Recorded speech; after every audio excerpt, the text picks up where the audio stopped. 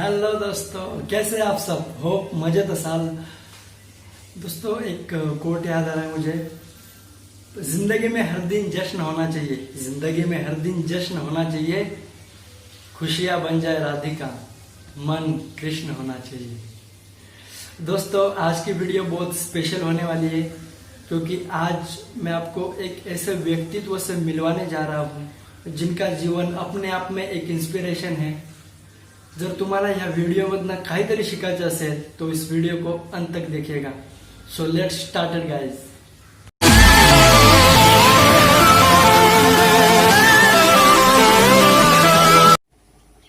नमस्ते स्वामी जी। नमस्ते। मेरा आपसे पहला ये प्रश्न रहेगा कि आपको कैसे सोचा कि आप स्वामी बनना चाहते हैं? तो मतलब आपको कैसे लगा कि आप भी स्वामी बनेंगे? मतलब बचपन में, जैसे बचपन में हम थे तो हमारा ज़्यादा खेल कूद में ये था। मतलब हमें लगता नहीं था कि हम स्वामी बने या फिर ऐसा कुछ करें। अभी भी नहीं लगता। मतलब तो आपको आपका जो इंटरेस्ट है ये स्वामी बनने की तरफ कैसे हो? आपको कैसा इंस्पिरेशन मिला? ऐसा है, बचपन से ही मैं गुरुकुल में प्रविष्ट हुआ। मैं 8-9 साल की उम्र में ही गुरुकुल झज्जर मुझे प्रविष्ट करा दिया गया। माता पिता आर्य समाज से प्रभावित थे और आर्य समाज के वो कार्यकर्ता भी रहे महाराष्ट्र में।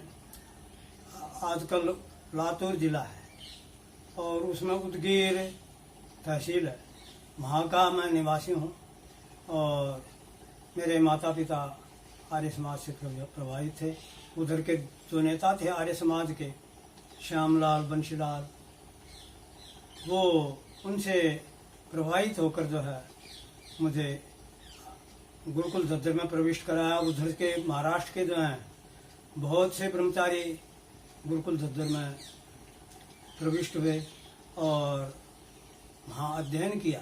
अध्ययन के पश्चात बहुत से कुछ गुरुकुल में रह गए और कुछ चले भी गए और वो अपने जैसे MA PhD आदि करके कॉलेजों में लगे। और कुछ जैसे पंडित देशपाल जी और मैं इधर जो है हरियाणा में ही रह गए, क्योंकि कुछ इधर स्वामी ओमानंद जी का, आचार्य बलदेव जी का सत्संग, स्वामी इंद्रवेश जी का, इनका सत्संग मिलता रहा और इन्हीं के सत्संग के द्वारा मैं साधु अर्थात सन्यासी के रूप में इस समय हूँ। और मेरा भी अध्ययन गुरुकुल झज्जर में व्याकरण, दर्शन, राजशास्त्र, वेद से परीक्षाएं दी और उसी का ही प्रचार प्रसार में मैं संलग्न हूँ। और ये सब माता पिता की कृपा से और जो साधु महात्मा गुरुजन हैं उनकी कृपा से मैं साधु सन्यासी बन गया हूँ। और मैं लगभग 30-32 साल से ये साधु वेश में हूँ। उससे पहले कुछ जैसी सेवा माता पिता की हुई वैसे मैंने भी की और उसके पश्चात मैंने संन्यास ले लिया। इस प्रकार से मैं जो है साधु सत्संग, साधु महात्माओं की संगति से ही जो है साधु महात्माओं में। बहुत अच्छा है। लेकिन आजकल जो हमारे पेरेंट्स है, माता पिता है, वो बच्चों को गुरुकुल नहीं भेजना चाहते, गुरुकुल की शिक्षा नहीं देना चाहते, क्योंकि वो चाहते कि हमारा बच्चे पढ़े, IIT IIM मतलब ऐसे बड़े यूनिवर्सिटी से पढ़े, कुछ आगे चल के नौकरी करे, अच्छी सरकारी गवर्नमेंट जॉब ले ले और मतलब अपनी लाइफ में पैसा कमाए, शादी कर ले और बस सेटल हो जाए। उसके अलावा वो अपने बच्चों को कुछ करने नहीं देना चाहते। उनको क्या मैसेज देना चाहेंगे आप? ऐसा है कि जैसे ब्रह्मचारी अग्निदेव जी जैसे प्रचार प्रसार गुरुकुलों का कर रहे हैं, ये एक प्रकार से प्रचार प्रसार से। और आजकल की शिक्षा जो है, सारा वातावरण जो है वो नौकरी और हमारी जीविका अच्छी होनी चाहिए, इसी रूप में ही सबका विचार चल रहा है। और ये जैसे देश जाति के लिए, ये आज़ादी से पहले आर्य समाज में बहुत था कि देश को आज़ाद कराएंगे, वैदिक धर्म का प्रचार करेंगे।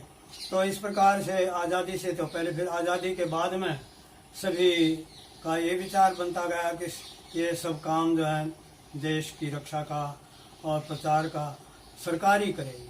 और फिर हमारा कर्तव्य जो हो गया, परंतु पूरी आज़ादी तो हमें प्राप्त हुई नहीं तो उसके लिए फिर आर्य समाज को अभी भी उसी ढंग से अधिक प्रचार प्रसार करेंगे, तभी जो है माता पिता भी इस ओर ध्यान देंगे और जो शिक्षा प्राप्त कर रहे हैं उनकी भी देश रक्षा के लिए कुछ उनके अंदर उत्साह भरेंगे, तभी देश की रक्षा हो सकती है और वैदिक धर्म का प्रचार प्रसार हो सकता है। ये सब जो है अब तो सरकार के अधीन ऐसी भावना नहीं है सरकार की कि मतलब जैसे सरकार जो है वो अपने ढंग से ही चलती है और वैदिक धर्म का प्रचार प्रसार जो है कम ही होता जा रहा है। तो इसके लिए जैसे हम कुछ व्यक्ति पहले भी जो है जैसे बलिदानी वीर हुए हैं, वो अपने ढंग से ही जो है जैसे लाला लाजपत राय जी से प्रभावित होकर, नेताजी सुभाष चंद्र से प्रभावित होकर कुछ क्रांतिकारी निकले, इसी प्रकार से कुछ क्रांतिकारी अब भी इस प्रकार से प्रेरणा से निकल सकते हैं। तो हमें इसके लिए जो है बड़े जो प्रेरणा देने वाले हैं आचार्य बलदेव जी, स्वामी उमानंद जी, उनसे प्रेरणा लेकर आगे बढ़ेंगे, तभी जो है ये आगे कार्य बढ़ सकता है। तो इस प्रकार से जो है हमें अधिक से अधिक जो है प्रेरणा प्राप्त करनी चाहिए, उनसे शिक्षा लेनी चाहिए। बहुत अच्छा लगा सुन के। वो हमारे युवा पीढ़ी के बारे में रहेगा, जैसे हमारे युवा पीढ़ी आजकल बहुत जल्दी भटक जाती है, कोई भी अनजाने मार्ग पे, कोई भी मतलब चमकीली चीज़ों के पीछे हम कह सकते हैं। जैसे काम वासना बहुत बड़ी समस्या बन गई आज की, जैसे अश्लीलता भी जैसे टीवी के माध्यम से फैल रही है, तो इंटरनेट के माध्यम से जो फैल रही है, तो उसको कैसे रोका जाए और कैसे नव युवकों ने अपने लिए एक नया रास्ता खोजना चाहिए और उस रास्ते पे चलना चाहिए। ऐसा है, ये आजकल सारा वातावरण जो है, शिक्षा पद्धति हमारी सब दूषित हो चुकी है। तो इसके लिए फिर कुछ जैसे नौजवान ही गुरुकुलों में अध्ययन करें और फिर जो गुरुकुल में वैदिक शिक्षा, ऋषि प्रणाली की शिक्षा जो प्राप्त की है, उसका प्रचार प्रसार ही एक साधन है।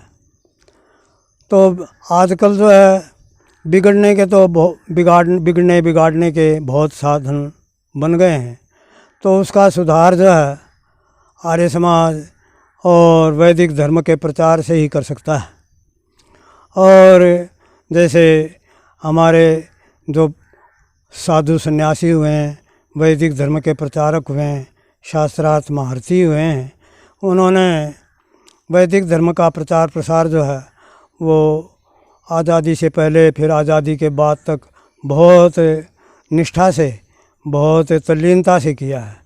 वैसे ही उससे भी अधिक आजकल प्रचार करेंगे, तभी आजकल की युवा पीढ़ी सुधरेगी।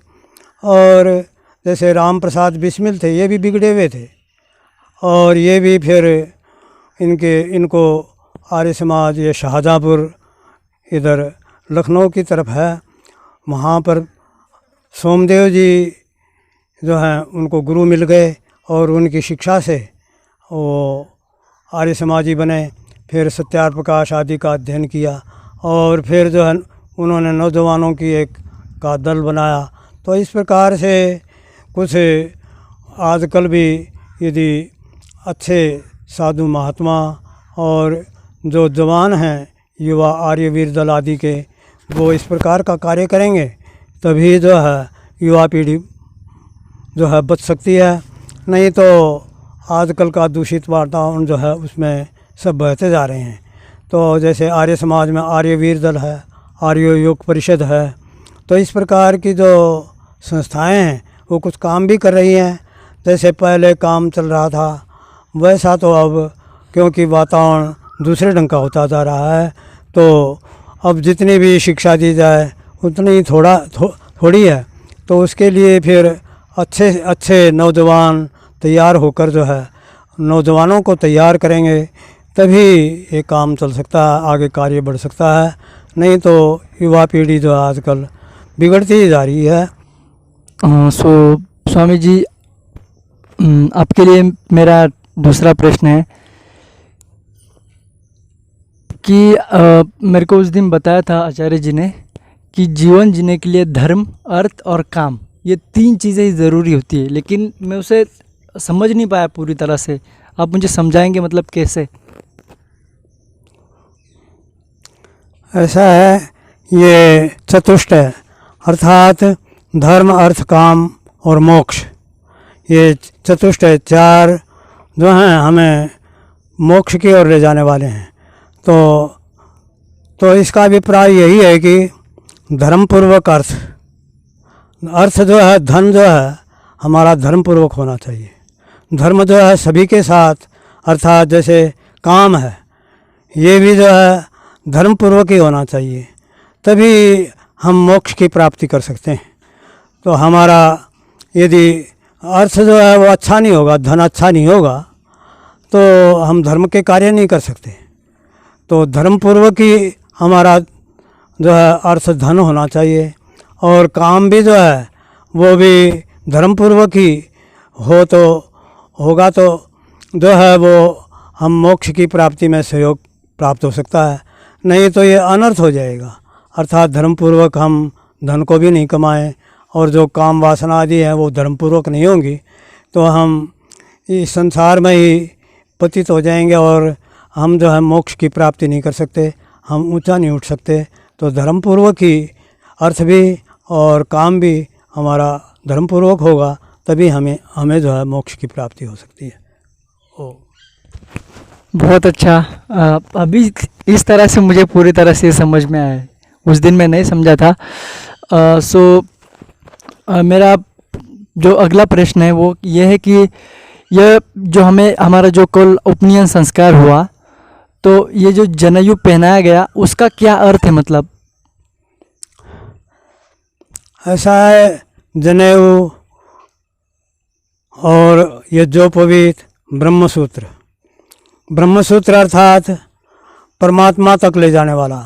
ब्रह्म के जो हैं 3 अर्थ होते हैं। ब्रह्म का अर्थ होता है परमेश्वर, ब्रह्म का अर्थ होता है वेद, ब्रह्म का अर्थ होता है शक्ति अर्थात वीर्य। तो इस प्रकार से 3 अर्थ होते हैं। तीनों की रक्षा जो है वो ब्रह्मचर्य कहलाता है। इनकी रक्षा करना, और जो ब्रह्मचर्य आश्रम की अवस्था है 25 साल तक की, उसमें विद्या अध्ययन, ये विद्या का चिन्ह बतलाया है। और ये मतलब जैसे 3 तार हैं ये जो पवित्र में, ये बतलाते हैं, जैसे ये मानव पर, मनुष्य पर जो है 3 ऋण हैं, देव ऋण, ऋषि ऋण, पितृ ऋण। देव ऋण जो देवों का देव परमात्मा है, उसकी उपासना करना, उसका चिंतन करना। और देव जो हैं जैसे पृथ्वी, जल, अग्नि, वायु, ये जड़ देवता हैं। परमात्मा जो है वो चेतन देव है। यज्ञ के द्वारा जो है सारे वायुमंडल को शुद्ध करना और पृथ्वी को, जल को शुद्ध करना। तो इस प्रकार से ये देव यज्ञ, देव ऋण जो है, हम अपने शुभ कर्मों के द्वारा परमेश्वर की उपासना से जो है, सबसे पहला ऋण जो है देव ऋण है। उसके पश्चात ऋषि ऋण, परमात्मा ने जो वेदों का ज्ञान दिया सृष्टि के आदि में, ऋषियों के द्वारा और विद्वानों के द्वारा जो है हम तक पहुंच रहा है, उसका हम अधिक से अधिक विद्या अध्ययन करके फिर उसका प्रचार प्रसार करेंगे, तभी जो है हम ऋषि ऋण से को चुका सकते हैं। और उस चुकाकर जो है अपना कर्तव्य पालन करना चाहिए।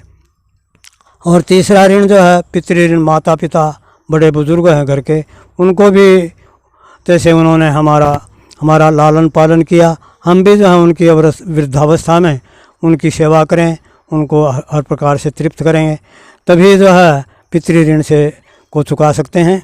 तो ये 3 ऋण हैं मुख्य रूप से। एक एक तार जो है हमें ये शिक्षा दे रहा है, देव ऋण को चुकाना है, ऋषि ऋण को चुकाना है, पितृ ऋण को चुकाना है। और ये जो है वो एक प्रकार से विद्या का चिन्ह है। और ये ब्रह्मचर्य आश्रम में और गृहस्थ आश्रम में, वानप्रस्थ आश्रम में इसको धारण किया जाता है।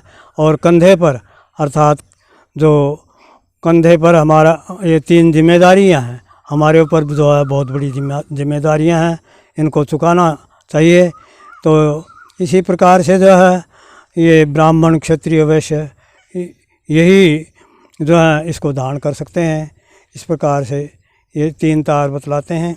और जो है मन वचन कर्म से हम एक हों, और प्रकृति के भी 3 गुण हैं, सतोगुण रजोगुण तमोगुण, इनसे हम तीनों से ऊपर उठें। तो ये जो कोई धारण करके इन तीनों गुणों से ऊपर उठना चाहिए। तो इस प्रकार जी, बहुत अच्छा लगा। तो अगला प्रश्न जो मेरा आपसे है वो एक्चुअली मैं अभी कुछ दिनों पहले मैंने एक रिपोर्ट पढ़ी थी डॉक्टरों की। उन्होंने कहा था जो हमारा शरीर का वीर्य है उसको स्खलित करना कोई मतलब उससे कोई नुकसान होता नहीं है शरीर को, लेकिन हमारे वेदों में लिखा है कि आपके वीर्य में अगर आपके शरीर में वीर्य हो तो आपकी ताकत बढ़ती है, बुद्धि बढ़ती है, आपकी जो पावर होती है वो बढ़ती है शरीर की। ऐसा है कि इसका अधिक से अधिक रक्षण करके, जैसे हमारे महापुरुष जो हैं वो ऐसा है कि ब्रह्मचर्य की रक्षा से जो हम महापुरुष बन सकते हैं, बड़े आदमी बन सकते हैं। और इसके नाश से जो है हम एक प्रकार से जो है हमारा जीवन जो है क्षीण हो जाता है, जैसे बहुत निर्बल हो जाता है, कमज़ोरी आ जाती है। इसके जितना भी इसकी रक्षा की जाए उतना ही जो है हमारे उत्साह, उमंग और प्रसन्नता होती है। इसके नाश से जो है हमारे अंदर निराशा और जो है हमारा मन जो है किसी कार्य में नहीं लगता। तो इसका मतलब ये है कि इसकी रक्षा करनी चाहिए। इसकी रक्षा के द्वारा जो है अधिक से अधिक ये जो विद्या अध्ययन करना और बल को बढ़ाना, ये जो है श्रेष्ठ मानव का कर्तव्य है। तो हमें इसकी सदा रक्षा करनी चाहिए। इसकी रक्षा के द्वारा जो है इसका रक्षण जो है वो ईश्वर के चिंतन और वेद के पठन पाठन और पुरुषार्थ के द्वारा जो है इसकी रक्षा करके हम अपने शरीर को बलवान बनाएं। तो इस प्रकार से इसकी रक्षा से जितनी रक्षा की जाए उतना ही अच्छा है। और इसके नाश से जो है हमारे अंदर निर्बलता और निस्तेजता, निरुत्साह, ये सारे अवगुण जो हैं आ जाते हैं। हमें इसकी रक्षा से ही जो है हम अपनी उन्नति कर सकते हैं और श्रेष्ठ मानव और अंतिम लक्ष्य जो है मोक्ष को प्राप्त कर सकते हैं, और सभी प्रकार के बल जो हैं इसकी रक्षा से प्राप्त कर सकते हैं। बहुत अच्छा लगा ये सब सुन के। जब से मुझे ब्रह्मचर्य के बारे में पता चला है मैं तब से फॉलो कर रहा हूँ, और फॉर्चुनेटली मैं बहुत फॉर्चुनेट समझता हूँ अपने आप को कि मुझे ये सब ज्ञान मिला, मुझे आश्रम में आने का मौका मिला, ऐसे गुरुजी मिले। और अभी यहाँ से निकलकर, यहाँ से जो भी व्यक्ति निकलता है वो अपने जीवन पथ पर एक संयम रूपी के साथ जीवन जीता है, और जो अपने धर्म और कर्म कर कभी डगमता नहीं और हमेशा अपने कर्म में लीन रहता है। सो मेरा अगला प्रश्न रहेगा कि जो काम वासना है ये तो नैसर्गिक है, ये तो आती रहेगी, तो इसको कैसे हटाया जाए? इससे जो हमारा मन है उसे कैसे हटाया जाए, और कैसे हमारा जो काम है, मेन काम है, उसके तरफ कैसे ध्यान हमारा लगाया जाए? ऐसा है कि हम जो हैं जैसे पृथ्वी के जो तत्व हैं, जैसे पार्थिव मिट्टी आदि जो है वो पृथ्वी की ओर जाती है। तो ये काम वासना जो है ये नीचे की ओर गिराने वाली है, हमें ऊपर उठना चाहिए। तो इसके लिए जो है हमें पुरुषार्थ अधिक से अधिक परिश्रम करेंगे और अधिक से अधिक विद्या अध्ययन करेंगे, अधिक से अधिक ईश्वर चिंतन करेंगे, तो ये काम वासना जो है वो धीरे धीरे दूर होती जाएगी। और जैसे प्राणायाम है, एक साधन बतलाया, प्राणायाम भी हमारा मन जो है विचलित हो जाए तो प्राणायाम करेंगे तो मन रुक जाएगा, और हम जो हैं हम पुरुषार्थ आदि करेंगे। तो जैसे जितना हम पुरुषार्थ करेंगे शरीर के द्वारा, बुद्धि के द्वारा, तो फिर जो है काम वासना नहीं आएगी। और जो है जितना हम विद्या अध्ययन में और शरीर के रक्षण में अर्थात पुरुषार्थ करेंगे, शरीर से परिश्रम करेंगे, उतना उतना जो है हम ऊपर की गति को उच्च गति प्राप्त होगी। नहीं तो जो है ये तो हम यदि परिश्रम नहीं करेंगे, विद्या अध्ययन नहीं करेंगे तो अधोगति तो होनी ही है। तो इसलिए हमें पुरुषार्थ के द्वारा परिश्रम अर्थात परिश्रम, शरीर से भी परिश्रम, बुद्धि से भी परिश्रम, तो सभी प्रकार से परिश्रम करेंगे तभी इसकी सुरक्षा हो सकती है। और हमें परिश्रम के द्वारा ही जो है, पुरुषार्थ के द्वारा ही जो है हमें इस संसार में अपना जीवन जो है व्यतीत करना चाहिए और अपनी उन्नति करनी चाहिए। इस प्रकार से इस काम वासना से दूर हो सकते हैं। बहुत अच्छा। जो भी लोग काम वासना से परेशान हैं, आई होप कि उनको आंसर मिल गया होगा।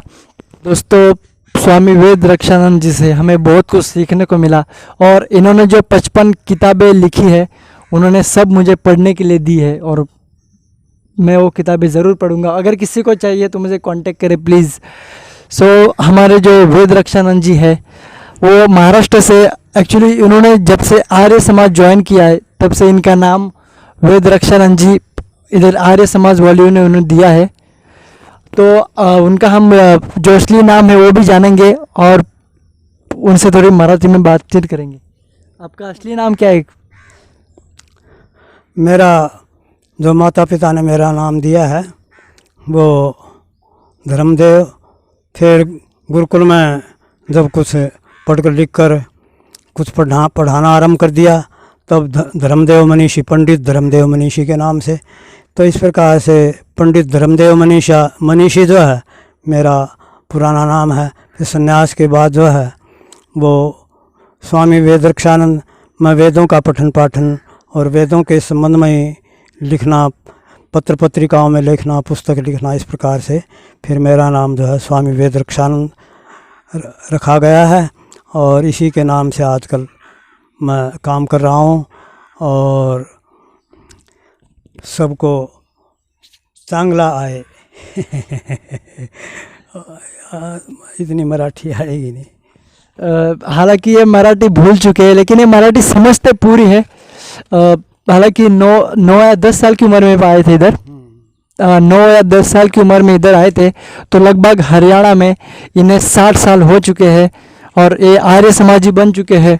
और अभी भी हम जब भी इनको मिलते हैं, इनको देखते हैं, हमेशा बुक कुछ ना कुछ पढ़ते हुए मिलेंगे, कुछ ना कुछ करते हुए मिलेंगे और आज अपने सारे काम खुद करते हैं। और पहली बात मैंने सुना है कि आप बहुत साल हुए आप बीमारी नहीं पड़े। बस अब तो आयु के अनुसार थोड़ी शरीर में कमज़ोरी तो आती जा रही है और वैसे चलता फिरता और सभी कार्य जो है अपने आप ही कर रहा हूँ और ठीक ढंग से सभी काम चल रहे हैं और सब काम ठीक हो रहे हैं। बहुत ही अच्छा। आप प्लीज़ बता दीजिए कमेंट में आपको इंटरव्यू कैसे लगा। Thank you so much for watching. बहुत बहुत धन्यवाद स्वामी जी हमसे जुड़ने के लिए। बहुत अच्छा लगा सच में आपसे मिल के, मेरा तो मन भरा है कि एक हरियाणा में भी एक महाराष्ट्र के इंसान से मिलना और आपसे मुझे बहुत कुछ सुझाव मिला लाइफ के लिए। धन्यवाद धन्यवाद। मैं आपका बहुत बहुत धन्यवाद करता हूँ जो मेरे से कुछ प्रश्न किए और जैसा मेरे से बना वैसा उत्तर मैंने देने का प्रयत्न किया इन्हीं शब्दों में।